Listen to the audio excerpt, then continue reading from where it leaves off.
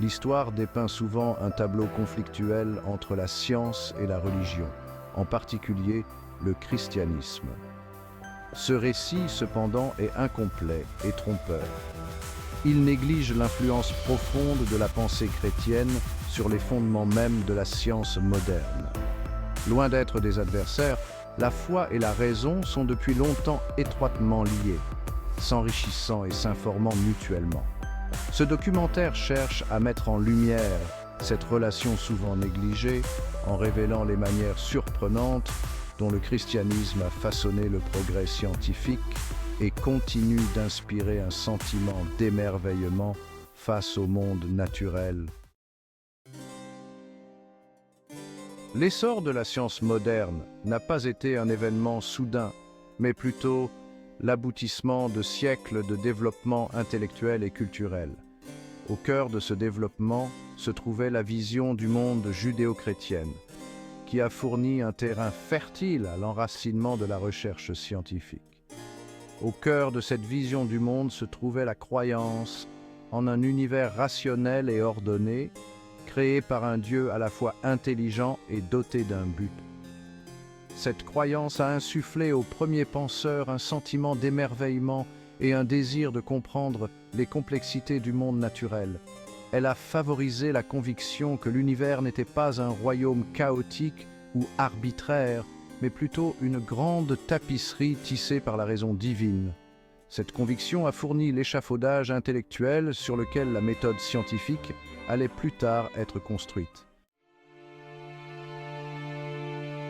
Dès ses premiers jours, le christianisme a encouragé un esprit de recherche et une soif de connaissance. Le simple fait de chercher à comprendre la création de Dieu était considéré comme une forme d'adoration, un moyen de se rapprocher du divin. Cette perspective a favorisé un profond respect pour l'apprentissage et l'érudition. Les monastères en particulier sont devenus des sanctuaires du savoir, préservant les textes anciens et encourageant le discours intellectuel. En tant que centre d'apprentissage et d'érudition, ils ont joué un rôle essentiel dans la transmission du savoir d'une génération à l'autre, jetant les bases des percées scientifiques qui allaient suivre. Au Moyen Âge, alors qu'une grande partie de l'Europe était en proie à la stagnation intellectuelle, les monastères servaient de phare du savoir, préservant la sagesse antique et nourrissant les graines de la curiosité scientifique. Ces communautés monastiques considéraient l'étude de la nature comme un moyen d'entrevoir l'esprit de Dieu, copiant et préservant soigneusement les textes grecs et romains anciens sur les mathématiques, l'astronomie et la médecine. Ce dévouement à l'érudition a permis de transmettre ces œuvres classiques dont beaucoup auraient pu être perdus à jamais, à travers les âges, jetant ainsi les bases de la révolution scientifique à venir.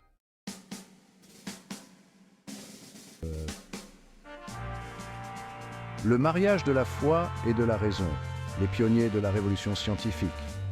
La révolution scientifique n'a pas été un rejet de la foi religieuse, mais plutôt l'aboutissement de siècles de tradition intellectuelle chrétienne.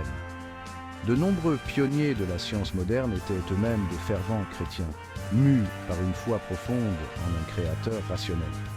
Des personnalités comme Copernic, Kepler et Newton voyaient, dans leurs recherches scientifiques, un moyen de découvrir les lois élégantes qui gouvernent la création de Dieu. Ils croyaient qu'en étudiant le monde naturel, ils parvenaient à une meilleure compréhension de l'esprit du Créateur. Leur découverte révolutionnaire n'était pas perçue comme contredisant leur foi, mais plutôt comme confirmant l'harmonie et l'ordre qu'ils croyaient inhérents à l'univers. Galilée et l'Église, rétablir la vérité sur un malentendu historique. L'affaire Galilée, souvent dépeinte comme un affrontement entre la science et la religion, est un excellent exemple de la façon dont l'histoire peut être déformée. Si le modèle héliocentrique du système solaire proposé par Galilée s'est heurté à la résistance de certains au sein de l'Église, il est essentiel de noter que cette résistance tenait davantage à des facteurs politiques et philosophiques complexes qu'à une opposition fondamentale à la science. En réalité, Galilée bénéficiait du soutien de nombreuses personnes au sein de l'Église, et son conflit concernait principalement une faction particulière de la hiérarchie ecclésiastique. De plus, l'acceptation finale des découvertes de Galilée par l'Église témoigne de sa volonté de s'engager dans les découvertes scientifiques, même lorsqu'elles remettent en question les points de vue établis. Un univers dévoilé. Des scientifiques chrétiens qui ont façonné notre compréhension du cosmos. Les contributions des scientifiques chrétiens vont bien au-delà des premiers temps de la révolution scientifique. Tout au long de l'histoire, d'innombrables personnes se sont inspirées de leur foi pour faire des découvertes révolutionnaires qui ont façonné notre compréhension du cosmos. Johannes Kepler, animé par une foi profonde en l'harmonie mathématique de la création divine, a formulé les lois du mouvement des planètes. Isaac Newton, un chrétien fervent, a développé les lois du mouvement et de la gravitation universelle, jetant ainsi les bases de la physique classique.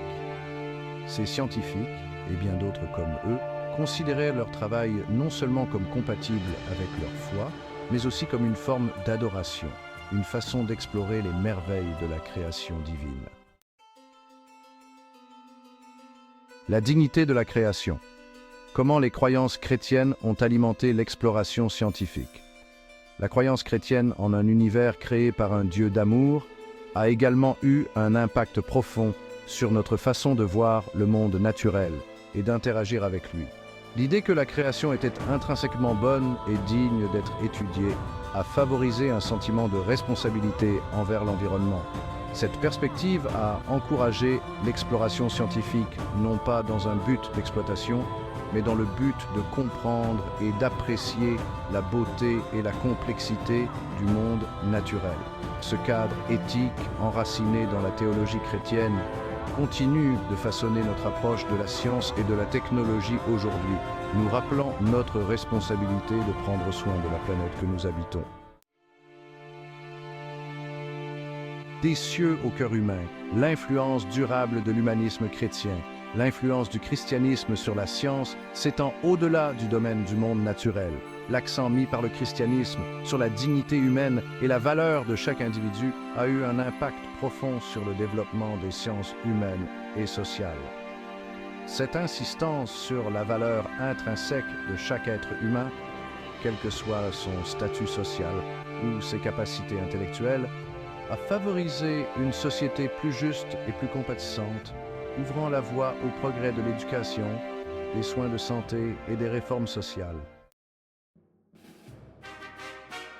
Science et foi, des perspectives complémentaires sur les merveilles de l'existence.